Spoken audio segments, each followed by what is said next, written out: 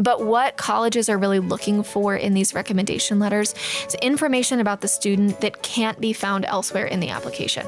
What is the student like as a human being, not just on an academic or formal record?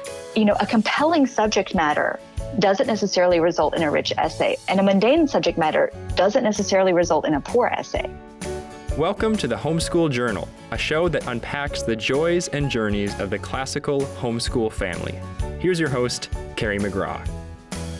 Hi, friends, and welcome back to the Homeschool Journal. Today, we're going to do another podcast on colleges, but this is all about the college application process, helping parents and students understand this. Now, if you're out there and you're a 7th and 8th grade parent, and you're staring down high school, don't let college applications or their process or anything having to do with them worry you or set up any anxiety for the future. Hang in here with us because we're going to make it really simple. For you 9th grade parents, maybe 10th grade parents, guess what? You're in the planning stages, you're in the learning stages, you're in the research stages. For you juniors and seniors, it's full bore and you're in the middle of it all. So listen to both of our guests today. Our first guest will be a college counselor who actively works with students in the process. She's going to demystify all these terms that you hear in the application process. And our second guest is a homeschooler herself who works with students on their college essays. She's going to get down nitty-gritty into the content and how we have an impact with our essays. So stay with us today as we talk about the college application process for our homeschoolers. We're going to hop into our podcast. Okay, friends, I have here with me Chelsea Schaper, who is our college counselor here at the Memoria Press Model School in Louisville, Kentucky. Chelsea, thanks for being with us here today. Thanks for having me. So I brought you on, obviously, because you are a college counselor. You're actively working on the college application process with the students here at this school. But folks, I just learned something about Chelsea. I had no clue, and I can't believe I did not know this. She's a homeschooler. Look at that. K-12. Yeah. Amazing what God does and what he brings into this studio. Right. So this is real. So you've got that complete homeschool perspective coming from homeschool, getting yourself into college, and now you're a college counselor. I absolutely love this. Yeah, it's crazy. So tell me a little bit about what you do with the students here at Highlands Latin. Yeah, so I work with our 9th through 12th grade students. Mostly I focus on the 11th and 12th graders. And I really just am here to guide them through the process. I host individual meetings with the 11th and 12th graders and their families to talk about what each student is looking for in the college process and just to kind of provide some insight onto what that looks like. While the seniors are working on their applications, I help out with essay editing and just general guidance along the way, I would say, is most of my job. And I love how you put that because that's what our homeschool parents have to be. Right. They are going to be their students' college counselor. Absolutely. Another hat that they get to wear. I understand that. But really what I want them to hear today is that they can do this. You absolutely can. So if we have a 7th and 8th grade parent out there looking down the road to high school and there's all this anxiety, it seems to me, can I homeschool high school? Well, this is part of that homeschooling high school process I want to demystify. Yes. The college application and preparation process can be done. And it doesn't have to be scary. That's perfect. Thank you so much. And so we're going to be really practical today so that our homeschoolers get a familiarity with all the little terms in this process and just the little bits and pieces. And while we could go really in depth in everything, we're just going to kind of stay right there and give a summary view of this whole process of college applications. Okay. So what we're going to do first is start with a lightning round on terminology. Awesome. Okay. I'm ready. All right. So the first thing I want to ask you about, and just give me that quick definition on what's a common app. What is the Common App? Okay, so the Common App is a wonderful invention. It makes everybody's life easier. So it is a website that over 900 schools have chosen to participate in. You create one account and you basically can do all of your college applications for as many colleges as you want to apply to on one portal. So everything is kept in the same place. Great. Okay. Next, Fafsa. Okay, this is the free application for federal student aid. And we always mess that up. I know, I always do. It's like, a tongue twister. It is a tongue twister. But it is a giant online application to apply for federal loans and Pell Grants and things like that. Okay, Merit Scholarship. Merit Scholarship is a scholarship given out typically for academic merit, and these are they're given out using GPA and ACT scores usually. Mm-hmm. Okay, essay prompts. Essay prompts are the prompts for the college essays that you have to write for each application. Most colleges want at least one writing sample, and they give you the prompt for it. Okay, SAT, ACT, and CLT. Okay, standardized tests. So these are big 4-hour tests that students take that they submit their scores to college. Totally dreaded. Yeah, absolutely dreaded. Absolutely the worst part of the process. By parent and child. Yeah. Anything else that comes to the top of your head that our parents need to know? Any kind of lingo in the process? Transcript, I think, is the number one word that I say during the months of September through December. Transcript. And let's sit there for just a second because I want our homeschoolers to know that they can transcript themselves. Absolutely. This is another process that, you just got to get a little bit familiar with it, know what your state requires, right? And transcripting is really not that hard. It's just jumping in with those 2 feet. Right. It's really not. In fact, at HLS, we do our transcripts on Microsoft Word, and I send PDF forms into the colleges. So it's not anything super technical and super official. It's just a record of what your student has studied. And knowing what it is that our state requires. Absolutely. To graduate. Absolutely. Right? Okay. All right. So let's go a little bit more in detail. Let's talk about that Common App. You said it is an online process and that 900 schools have, participated in. So that means that not all schools are participating in it, but what's part of that Common App? What do they see when they log in, create that account? And so on. So the first thing that they do is fill out a page with all of their personal information. And this is really where I think the Common App is the most helpful, and that you only have to put your name, address, parents' information, phone number one time instead of 12 times, which is fantastic. So there's that part. And then they will also on the Common App have the ability to go in and add recommenders, which we'll talk about in a minute, I'm sure. Yes. But they can go in and the recommenders will just upload their recommendations straight to that portal. I, as the counselor, or you as the homeschool parent, will upload the transcript directly to that portal. What you do on the Common App once you fill out all of that information is you add all of the schools that you'd like to apply to. You just search them and click add to my application. And then there'll be a tab on the side for each of those colleges. And if those colleges have individual questions or, specific things there, then that's all going to be underneath that tab. Okay. Also on the Common App, students list their extracurricular activities and any honors or awards that they've received. They get 10 spaces for extracurriculars, so sports, drama, things like that. And then 5 spaces for honors and awards. And those can be athletic or academic, service awards, anything like that. So what do you do with schools that don't take the Common App? So that's where things get a little bit more tricky. I like if everything can all be in one place.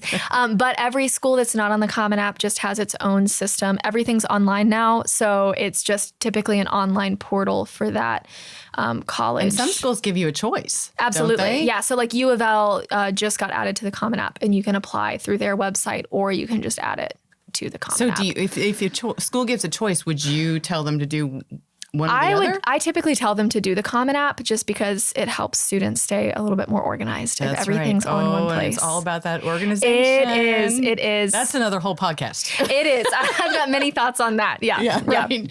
Okay, so let's jump to the FAFSA. Okay. What is the purpose of the FAFSA? So the purpose of the FAFSA is to for the federal government to determine your eligibility for student loans and for grants. Okay. So grants is money that the government gives you. You don't have to pay it back for college. And then there are loans. There are subsidized loans and unsubsidized loans. So that can get really specific and financially detailed. But really what it means is the government paying your interest semester are you paying your interest on those loans, Sure, essentially. yeah. But what the FAFSA is you go in and put all of your income and tax information. It's typically from 2 years prior to when you're filling it out. And then they will provide you with the EFC, or the estimated family contribution. And this is the number that, based on your financial information, they think you will be able to contribute to your student's college fund. Typically, it is way too high, way higher than the actual estimated family contribution. But depending on what that number is, it determines your eligibility for grants, and things. Or these types of loans. Yes, and so the FAFSA opens on October 1st of every year, and this is another account that your family has to make. And and I've done it. I'm on my third senior, and I would say, do it together. There really is some legality to that. I mean, you're a student and you have to, click a button that says, my student's filling this out. Right. But at the same time, parents are the ones that have all this information. Absolutely. So as a parent, I would say, gather all that financial information. You'd be amazed at what it is they ask. They're asking about your student as well. Yes. Anything they have in a bank account, so it's the entire financial picture, and have all that ready. Another one of the things that I would say is I always have to save your login information somewhere. I mean, because you don't come around to it for another year. And God bless my husband, he gets kicked out of his account every single year. That happened to my dad every time that I had to apply. They don't for like him, it. but they love me. Yeah. I mean, I don't know why, but so we always do it underneath mine. With my daughter or my son now. So but let me ask this. Do you have to fill out the FAFSA? So that is a thing that is different from college to college. So some families prefer not to provide that information because they think they're not going to be eligible for those loans. I always suggest that families do fill out the FAFSA for a couple of reasons. Most colleges that offer merit scholarships to their students will request that there is a FAFSA on file for that student. Okay. And so that's a thing to check on the college level. What does each college require? Also, most colleges, usually state funded colleges, which are a lot of them these days, will require a FAFSA on file if the student is going to work on campus ever. Well, and so, because that can be part of that overall financial aid picture can be a campus job as well. That's part of your financial aid package. And to get all of those options, you have to complete a absolutely. FAFSA. Right? So technically the answer is no, you don't always have to. But really, the answer is it's always better to just fill it out. It opens up other opportunities. Absolutely. And so in this entire financial aid umbrella, like we said, some of the things in that package will be maybe an opportunity to work for the campus, right? But if you don't mind, I'm going to expand a little bit on some of this package because I was a banker. So I know a little bit about, the student loans. So, through the Department of Education, if you fill out the FAFSA, you can be eligible for, like you said, the subsidized or unsubsidized loans directly through the Department of Ed. And a subsidized loan, I think you mentioned this, is interest deferred. So this is to the student. An unsubsidized loan is also to the student, and that interest starts accruing. You have to start paying pretty much right away. Right. And then there's a third type of loan, which is the Parent Plus loan. Again, only available if you fill out that FAFSA. And that is where the parent is the applicant. Again, a lower interest rate for all of these because the Department of Ed is behind them, underwrites them. And but the Parent Plus loan, you have to start paying, right away. So all of these things are part of that financial aid picture. Now, you can also get private student loans, walk into your bank and see if they offer, student loans. But again, that's going to be probably to the parent, and that's going to be a different interest rate, not as generous, and pay it, right away. So that's an option if you're not going to fill out the FAFSA, but like you said, I think in most cases, students can really benefit from what they can receive. I think as a homeschooler, for me, it was hard. I mean, I didn't homeschool high school, but it was hard for me to sit down and tell somebody my entire picture. Like that, it feels a little scary. It is a little. It is. But we did benefit from it, and we're still benefiting from it. And I've got another one coming up. So as you were working with my senior right now, actually, I told you just a minute ago, and I'll tell everybody else right now. My senior is taking his PT test for ROTC scholarships. Yes. And with an Army officer at this moment. So when we get off of this, I'm going to call him and go, okay, how did it go? Right. So but that segues me right into, unintentionally, but I'm going to do this, scholarships. Yeah. You know, we touched on, you said basically what a merit scholarship is. But that's, and you said that sometimes schools, to give those, they will want that Fafsa. But let's really talk about what a merit scholarship is. Right. So in my experience, a merit scholarship is one of the best ways that a student can fund college for themselves. It's not a loan. They don't have to pay it back. And it doesn't, it's not required to, or it's not determined by, family income. Right. So this is just on the basis of academic merit. So this is different at every school. You'll hear me say that 1,000 times in this conversation. Every school is different in the way that they handle things. But these are scholarship awards that are given out for tuition and sometimes for housing and books and food stipends and things like that on the basis of GPA and test score. And standardized tests. Standardized tests, right. The things that we wish we could avoid, but we can't. So, you know, I always encourage students to apply for these scholarships. Well, many of the merit scholarships, there's really no application to them. I mean, really, you come in with that ACT, that SAT, and some schools the CLT, but we'll talk about that in just a minute. You know, or your GPA, and it's off the bat. You're given this chunk of money, right? And that's what really nice. Yes, at many schools, it is just part of just the general application process, and they determine that. The thing to always check for is what deadline do you need to apply by at the school in order to be eligible for that. That's right. Schools will have different early action deadlines or regular admission deadlines. At most schools, you have to meet that early action deadline in order to be eligible for the scholarship. So I am telling our seniors that every possible moment this year, make sure you've checked your deadlines so that you're eligible.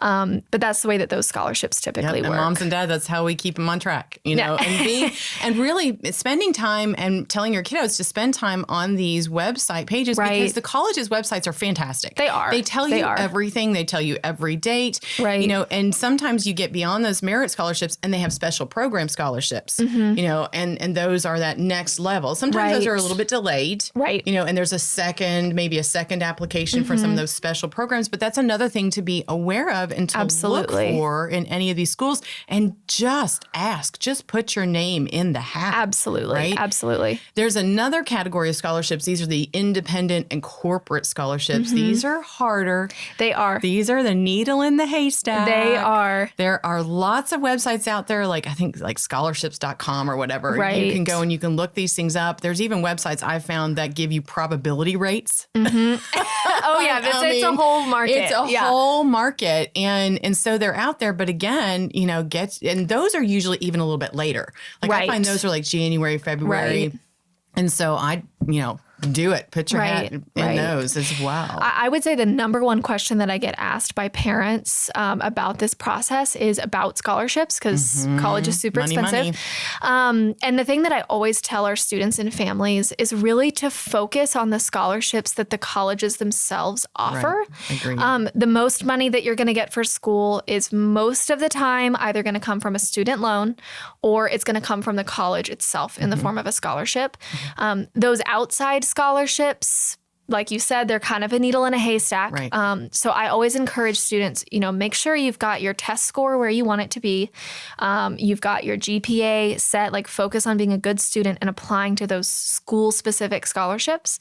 Once you get those applications out of the way, then turn your attention to those corporate scholarships and institutional scholarships outside of the college. That's right. And that's why planning for this, even as a 9th and a 10th grader, that GPA is important. It is. And taking all of that seriously at the beginning is really important. And then understanding that once you're past that freshman, you've been admitted and you're not a freshman anymore, there actually are often more scholarship opportunities that are open within your own college for that sophomore, that junior, maybe within a particular college within the university or something like that. Absolutely. So to always be looking for more funding. There is money help. everywhere. Right.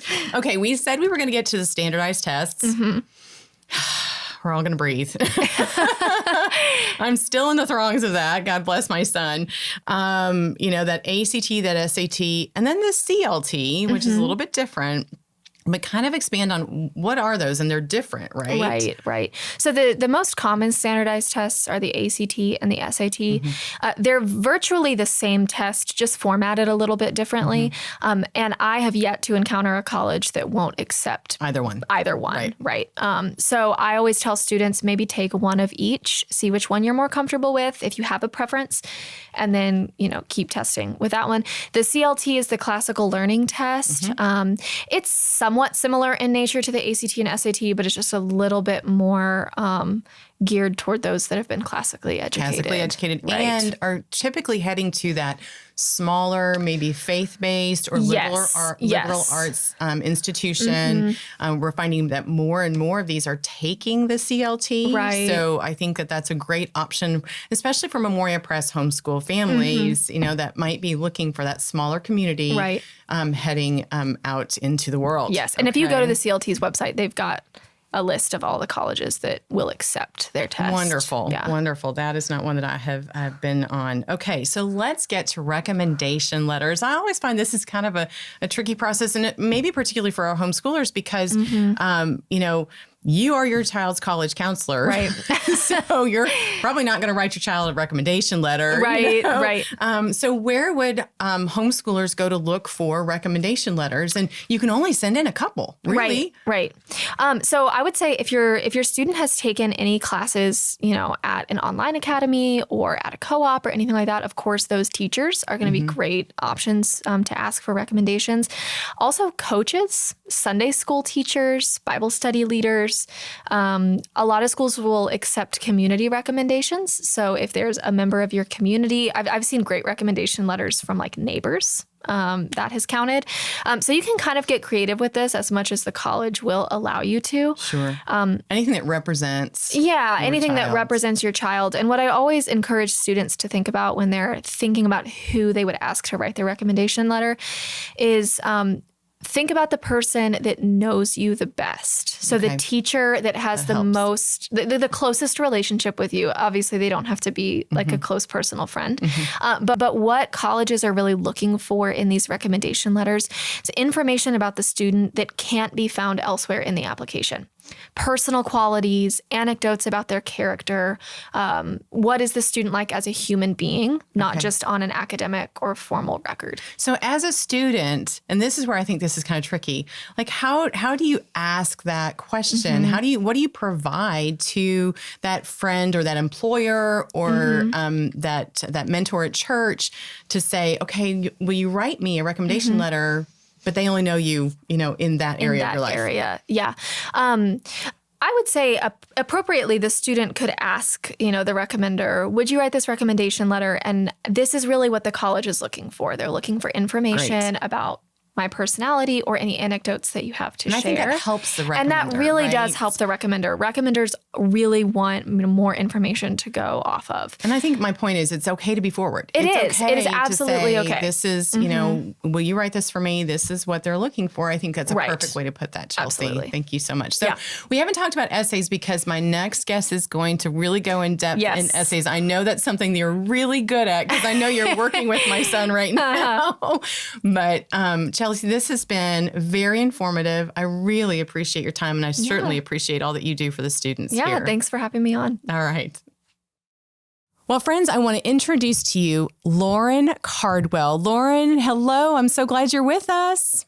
Thank you so much for having me. Hello from Nashville, and I'm glad to be here this morning. Yay. And yes, that's one of the things I wanted to tell everybody is that our friend Lauren is or has been teaching at our cottage school, Highlands Latin Cottage School in Nashville. She's taught English, creative writing, classical studies, Latin. This woman has done so much. She's the mother of 4.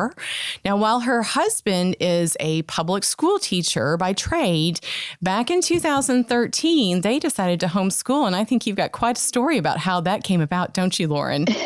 I do indeed. Yes. So my husband is a career public school teacher, and I have taught in public schools, and we both come from families of public school teachers. And so we were thrilled when our daughter, as a rising kindergartner, got into kind of a choice public school here. And she had a wonderful, compassionate, intelligent, hardworking teacher and a really lovely peer environment. And she begged us, Carrie, 3 to 5 days a week to homeschool her. Oh. And we, at first we thought this child has lost her mind. Where did she even get this idea? We know like one other family that homeschools and that's it. And she really was able to articulate some mature and very logical reasons and persuasive reasons for why she wanted to homeschool. So what a God thing, right? Yeah, what a God thing.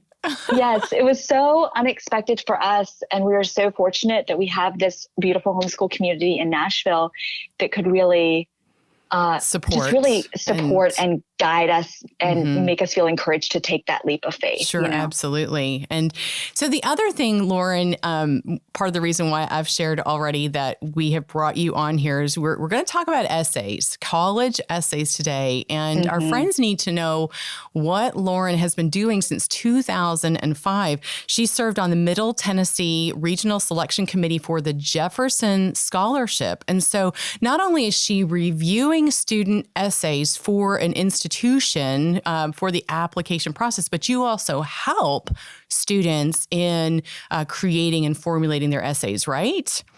That's right. One of the great joys of being a high school English teacher is that I get requests from students, former students, and even family members, will you help me with my college essay? And so in addition to seeing essays that are done, finished, polished by kids I don't know, and kind of, reviewing those and judging those, I also get to be a collaborator with and helper for some kiddos that I do know. And that's a really wonderful process of helping launch them to the next thing. Yeah. And that evaluation process, for something for that scholarship process, that's really, really important. Something I want our families to hear a little bit more about today. So let me ask you just a few questions. We're going to stay on that topic, the essays, the dreaded essay. I know this is the part that, other than having to take these standardized tests that I just talked with our previous guest, Chelsea, about, who's a college counselor, the dreaded essay. So why is the essay so important in the application process? Yes. So I say, do not dread, celebrate the opportunity. Oh, how wonderful. Thank you. Wait, I'm on my third senior and I've just now heard this wonderful piece of wisdom. I'm going to have to take this forward for the next one. Thank you so much for that encouragement. You're welcome. Let's shift from dreading to celebrating, because the essay is an opportunity for the applicant to distinguish himself as an individual, right? Okay. Most of the application is statistics, records. It is. And those are helpful as someone who judges applications. Those are helpful, but they can only go so far in constructing the narrative of an individual, okay? Those statistics, transcripts, they can tell us a little bit about priorities, like what extracurriculars have you prioritized, what kinds of courses do you seem to keep going back to? They can tell us about performance and they can tell us about preferences. But they cannot tell us about personality, passion, process, and they can't tell us about the writing skills, which are crucial to college success. Right. So I say the essay it should be something teens love, because it is a place for self-determination, really. It is really the only place on the application for self-determination. The rest of the application, the transcript, the test scores, that ship has sailed. Those are set, right? That's right. They're done. And by this time, absolutely. Right. And the recommendations are really from, teachers or people you've worked for. They are a crucial part of an applicant's ability to stand apart as a unique individual. But the recommendations are another person's opinion of and narrative about the student. So the essay is the opportunity that student has to present herself authentically the way she chooses. I love that. We've done another college podcast and I had on an admissions counselor from Hillsdale, and he used that same word, authenticity, in the process. And I think you're absolutely right. One of the best ways to communicate that is this college essay. And so in the college essay process, you have typically, we've talked about the Common App earlier in this podcast. And so there are essay prompts that students are given, maybe 7 or 8. They kind of change a little bit every year. And those are typically associated with the Common App. They may be associated with some particular scholarships as well. So tell me a little bit about the essay prompts. Are they different between these different areas, or? How does a student sort through that and what they're supposed to write? Right. There's so much there in your questions, Carrie. I know. Sorry. It's big. I told you. No, okay. I'm not going to okay. dread the essay anymore. I'm going to celebrate it, but we're going to celebrate it all this stuff that we get to do. Yes. No, this is fun. I love getting down into the nitty gritty. I'm a writer myself. Right. So this is what I love. So that essay prompt, it's either a question or a set of questions from the Common App or from the particular university, or from a college or school within the university, right, or from a particular scholarship program that they're posing to the applicant to answer in prose. Sometimes a particular question is required. Mm-hmm. And sometimes, like on the Common App, there's a set of questions from which a student may choose. And really the range of what you see is pretty broad. Response length requirements can vary from these kind of little micro paragraph essays, 50 words, all the way to 750 words, all the way to no word limit. Right. Depending on the institution and the demands of the question. Most of the essays, Carrie, are going to be about a 200 to 250 word limit. Mm-hmm. And some universities will only require one kind of medium length personal essay. Okay.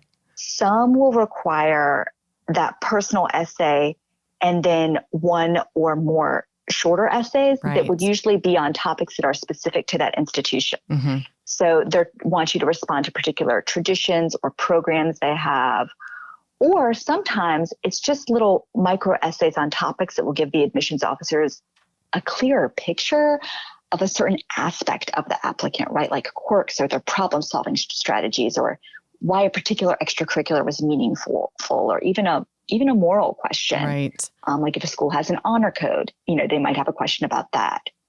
Okay. So it's really important for parents who are, especially homeschool parents, we're navigating this on our own. Mm-hmm. We are being our own child's college counselor. Mm-hmm. Right. So that's a whole new thing we have to learn. So when we're navigating this, it's really important for us and our kids to read the fine print, because so many schools now take the Common App, but so many of them also require, in addition to the Common App essay, that you answer some essay questions that are particular to their school. Yeah. So what do you say when sometimes they say, oh, essay is optional? What would your answer be to a student when they say essay is optional? I know what mine has been to my student. Right. So this is a great moment to bring in etymology. The word essay comes from the French verb essayer, which means to try, right? And so it's a try. It's your shot, right? Shot. So take your shot. Take your shot. Take your best shot. You don't gain anything by leaving it, by abandoning the opportunity, right? Oh, thank you so much. Again, you have put that so much more beautifully than I did to my son when he said, well, this one says it's essay optional. I said, well, it's not essay optional in this family. So that was, of course, I tend to be a little bit of a drill sergeant where that comes. But so let's that's what you have to do when you're homeschooling many kids. Sometimes, I'm not homeschooling anymore. But, I just, that's how we handle it in our house. It is not optional. So what kind of essay actually sets that student apart? We've talked about how important this is, how this is the moment where you get to tell about yourself. Is there a particular aspect of an essay to you that has been memorable, that has really set a student apart? Yes. So when students are thinking about their college essay, they need to think about not so much what they're going to write about it as how they're going to write it. Okay. So students need to be authentic in their college essay. The goal is not to impress. Okay. The goal is to help them get to know you authentically. Beautifully put. It's the closest thing to a conversation these admissions officers are going to have. Right. Oh my gosh. Right? I did not look at it that way. That's wonderful. And you also want to remember that admission officers are reading hundreds of these essays every fall. Mm-hmm. And so you want yours to be memorable, right? And it could be, again, that doesn't mean you're impressing them, but it means it could be memorable because you're a really great writer and you show strong rhetorical art. It could be memorable because you craft a really compelling narrative. You tell a good story. It could be memorable because you clearly articulate an academic or extracurricular passion. Okay. So like, let me interject here. I'm going to take some on-air advice from our friend Lauren, because I am in the throngs of this right now with my third senior. And this is part of the hardest process is the essay. And I'm really actually very proud of him as to what he has come up with to write about himself. And it really is a story about himself and his particular kind of unique interest. And it is from one of the prompts on the Common App. And I'm not going to do it lip service. I know that. But to hear him and how excited he is to tell his story about his hobby of repairing cars. He works on cars. This is something he does on the side. We've had other people bring cars to him and he fixes them, and he has fixed things that I don't even know how to pronounce them that come out of the vehicle. And to hear his level of excitement in telling that story about himself. Lauren, do you think that's a good representation of himself in an essay? I think that is excellent, Carrie, because first of all, it's unique. It's going to stand out. Second of all, it's not something the admission officer would know from looking at his transcript. That's right. It's not. This is not a job for him. It's a hobby. It's a passion. It helps him really get to know authentically who he is. And third of all, if he's spending this much time working on cars, it is something he can write about with specificity. And which is really important because, sometimes kids think, oh, well, I'll write about being, captain of my sports team because that's a leadership position and that's a good extracurricular I've done all 4 years. And then they sit down to write it and they find, well, I really don't have much distinctive to say about this experience, actually, right? Mm-hmm. So you don't necessarily, a compelling subject matter doesn't necessarily result in a rich essay, and a mundane subject matter doesn't necessarily result in a poor essay. Okay. The student wants to choose a topic that he or she can write about authentically and well and compellingly. And I think you also used the word distinctive, like you said. I mean, I don't know how many kids are going to read about that fix cars. So I don't know. We'll find out. I'll let you know on the flip side. Okay, Lauren? Please do. I'll let you know. Carrie, I'm thinking about a couple of college essays I've read recently. And they were really different from each other. And each essay was very successful. Mm-hmm. So one young woman wrote about the experience of having synesthesia, this condition where one sense triggers another. So, words have colors and smells have sounds, right? This is an unusual condition. It is unusual. And she wrote about how this condition has led her into a love of literature and a desire to be a writer. And she wrote in this beautiful, rich, figurative language. So she has kind of an unusual topic and a flair for language, right? Wonderful. Right after I read this essay by a young man who wants to be an engineer, and he wrote about bicycles. Okay.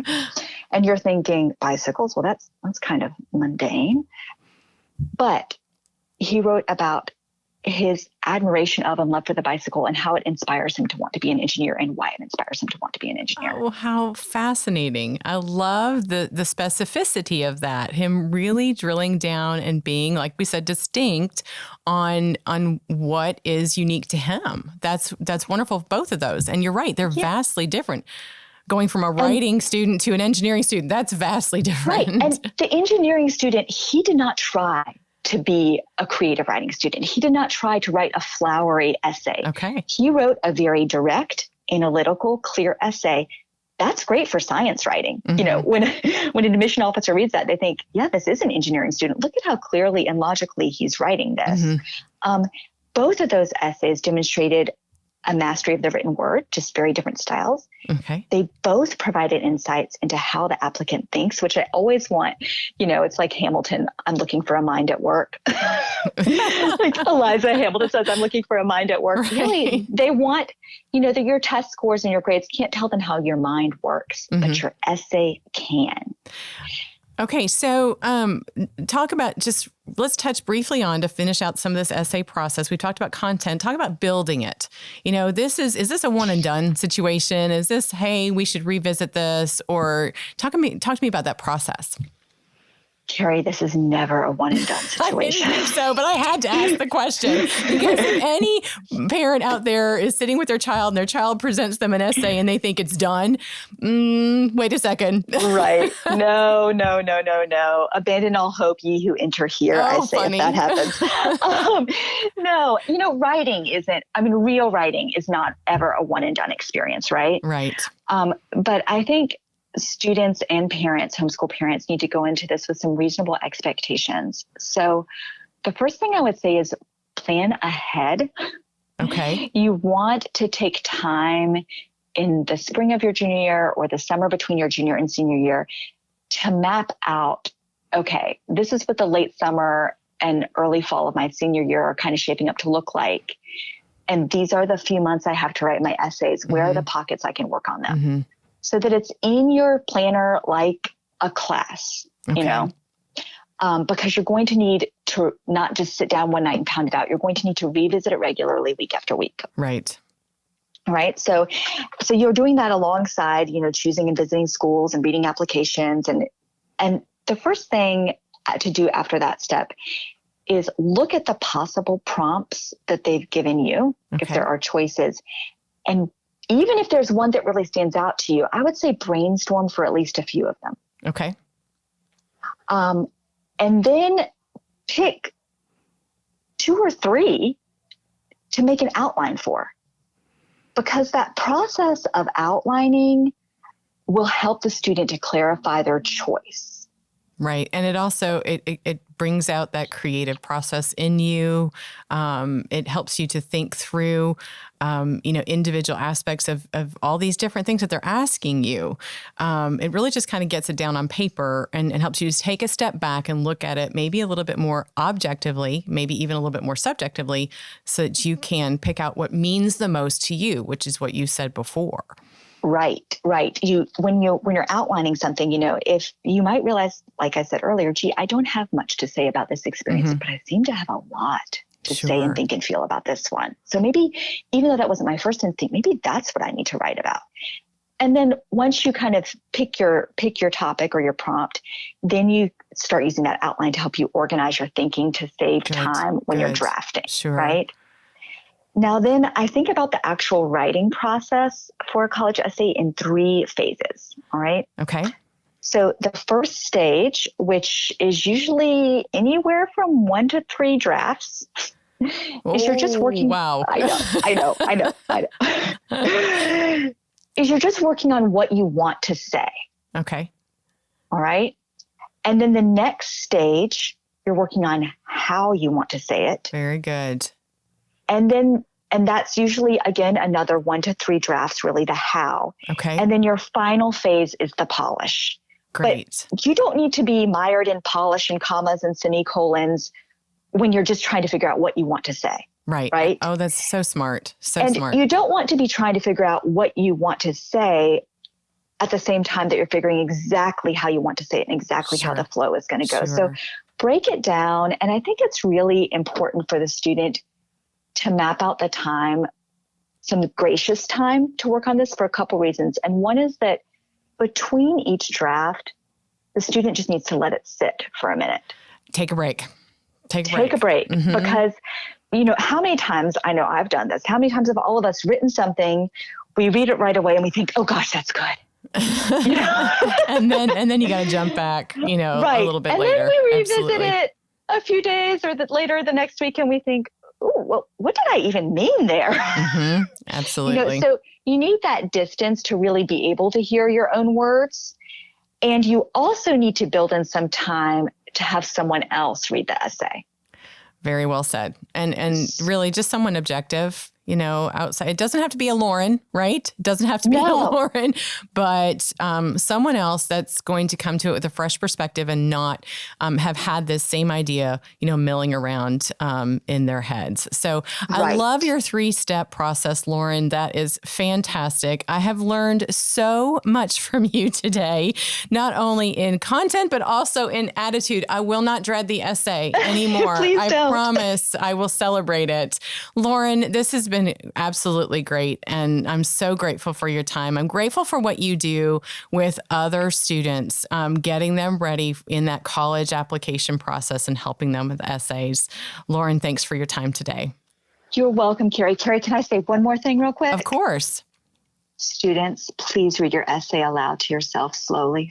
Oh, that's so neat. Oh, that's so neat. Because when we hear what we've said, we can really pay better attention to the flow and the way we said it and figure out where it's not working. You have thought of so many unique things, Lauren. The last thing I would say is just read it aloud to yourself and maybe even to someone else to make sure it's making sense. Carrie, thank you so much for having me. It's always a joy to think about writing and revising, and it's always such a joy to be a small part of helping high schoolers move forward to that next stage. You have a passion for this, and I do. I'm so grateful for your time. Lauren, God bless you.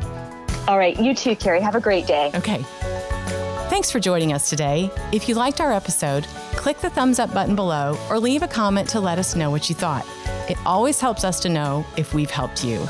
You can also click the bell icon and subscribe to the show so that you can stay in touch. Then I'd love for you to share it with a friend. We have many resources here on this channel, so I hope you'll check those out too. I'm Carrie McGraw. Thanks for listening today, and I'll see you next time.